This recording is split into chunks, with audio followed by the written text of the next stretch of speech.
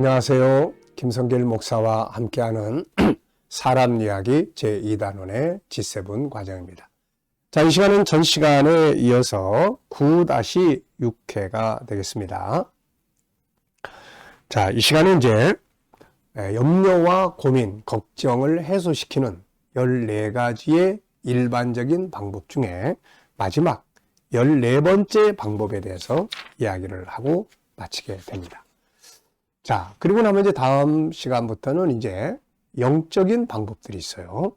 우리가 이 고민, 걱정, 근심을 해결하는 방법 중에서 영적인 방법과 일반적인 방법들이 있는데 지금까지는 일반적인 방법들에 대해서 쭉 소개를 해 드렸습니다. 전 시간에 이제 안에 있는 것을 밖으로 토해내라. 그래서 하나님, 그 다음에 또 이 상담자, 그 다음에 일반적인 방법들을 쭉 소개했는데요.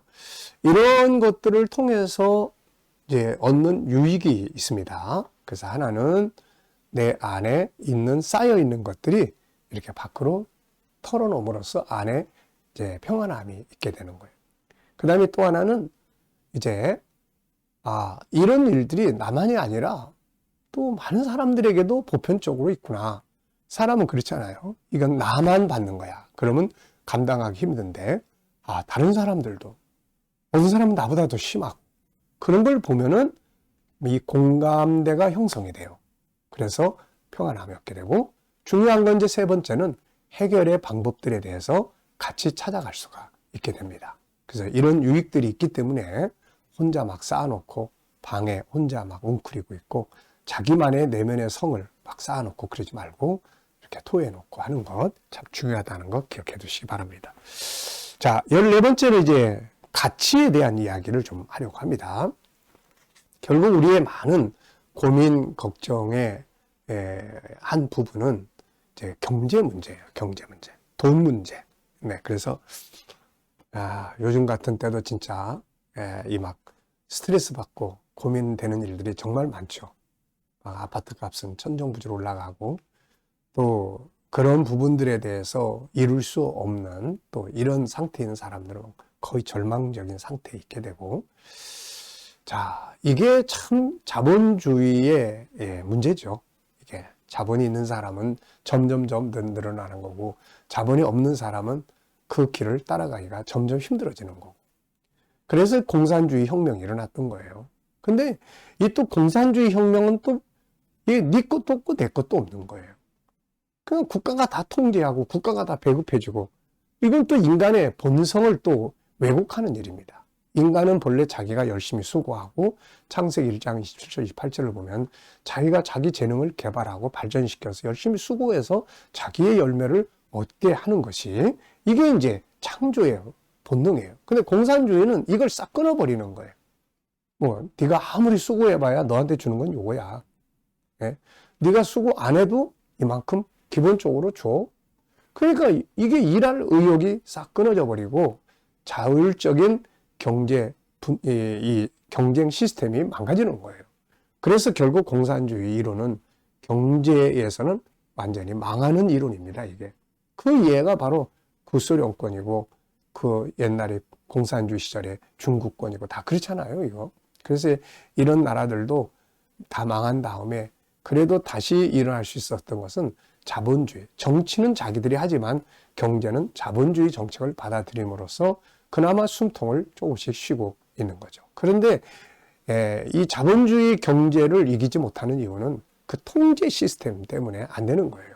그래서 이런 부분들이 있지만 이 자본주의는 또 이 자본이 모든 걸 잠식한다고요, 이게. 그러니까 이거를 어느 만큼 잘 조율해 갈 수 있느냐에 따라서 사람들의 삶의 질이 나아지게 되고 수준이 나아지게 되고 이렇게 되는 거죠. 자, 근데 이거는 참 역사 이래 참 이게 완벽함이 없어요.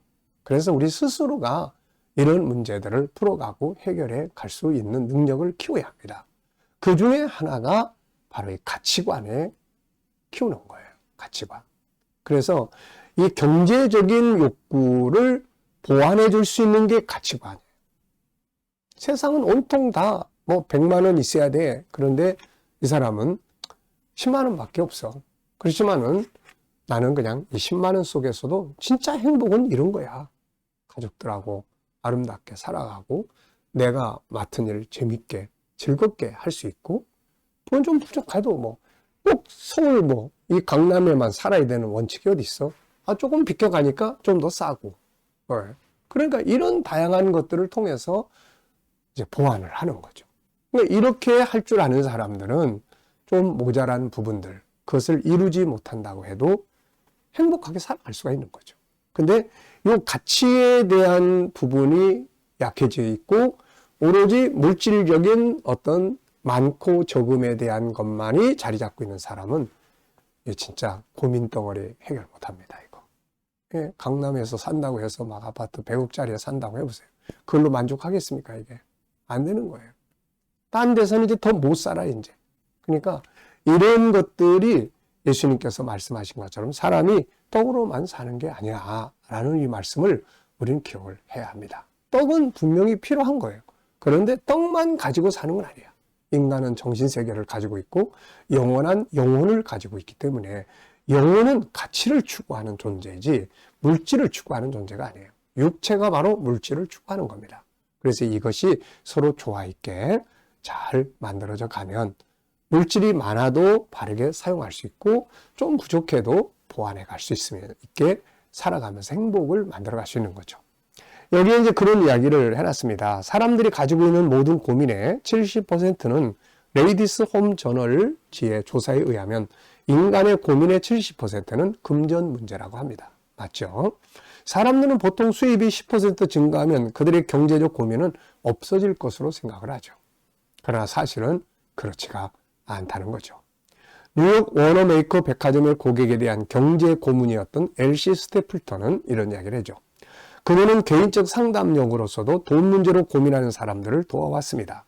그녀는 온갖 종류의 소득세에 관하여 적게는 1년에 $1,000밖에 소득이 없는 진군에서부터 많게는 1년에 $10만, $100만 달러의 수입이 있는 사장에 이르기까지 여러 계층의 사람과 상담을 해왔습니다. 그는 이렇게 이야기합니다. 돈을 많이 번다고 경제적 고민이 없어지는 건 아닙니다.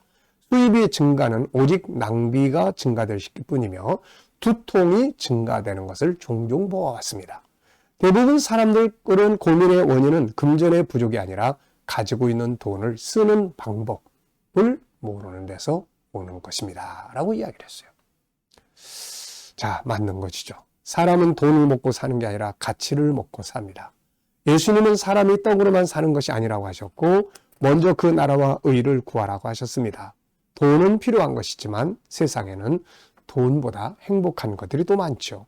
예수님 자신도 물질을 얻기 위해 십자가의 길을 가신 게 아니라 인류 구원과 하나님의 뜻이라는 올바른 가치를 이루기 위해서 십자가에 죽으신 것입니다. 제자들 역시 처음에는 물질적인 나라를 위해 예수님을 따라다녔지만 이건 실패했죠. 후에 성령의 임재가 있은 후에는 물질적인 나라가 아니라 생명의 가치를 중요하게 여기는 하늘의 나라를 위해 일하게 되었고 이 가치는 자신들의 목숨까지 바칠 수 있는 동기가 됐습니다. 사람들은 돈이 많으면 모든 것이 해결될 것으로 생각하지만 돈 때문에 망하는 사람들, 파괴되는 가정들이 또 얼마나 많습니까? 세상에는 돈보다 더 중요한 가치들이 많다는 것을 우리는 기억을 해야 합니다. 왜 예수님께서 사람이 떡으로만 사는 것이 아니라고 하셨는지를 우리는 깊이 생각할 수 있어야 합니다. 개인의 행복, 가정의 행복을 돈에서만 찾지 말고 돈이 부족해도 행복할 수 있는 가치를 추구하고 그걸 만들어가는 것이 참으로 중요한 거죠.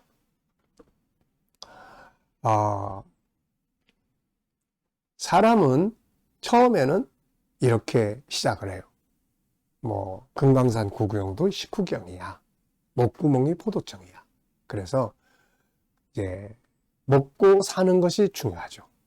그리고 난 다음에 먹을 만큼 뭔가 재물도 얻게 되고 이러면은 그 다음에는 사람들이 자기를 알아주기를 바라고 존경해 주기를 바랍니다. 그리고 난 다음에는 이제 스스로가 어떤 생각을 하냐면 야, 인생이 정말 중요한 게 뭐지? 인간이 가장 중요하게 내 인생을 내가 잘 살아온 건가? 마지막에 가면 인간은 가치를 찾습니다. 이게 인간의 본질이에요.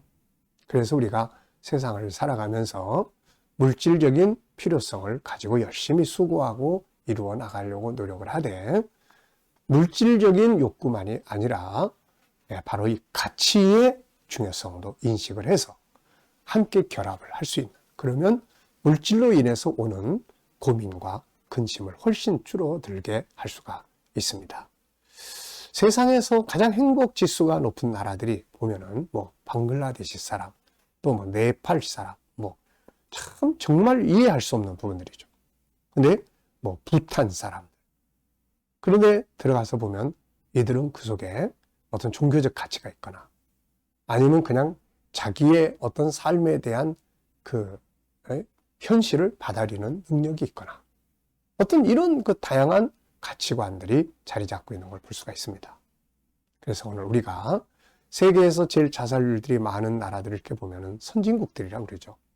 이게 풍요로운 나라, 이런 나라에서 더 자살률이 높다는 것은 아이러니한 일이 아닐 수가 없습니다. 그것은 물질에 있는 게 아니라 인간의 행복은 올바른 가치를 추구하는 데 있다 하는 것을 우리가 알 수 있는 거죠. 자, 좀 더 가치관을 올바른 가치를 키워가는 쪽으로 만들어 가신다면 고민과 걱정 지수를 많이 낮출 수가 있게 될 것입니다. 자, 여기까지 하고 마치겠습니다. 감사합니다.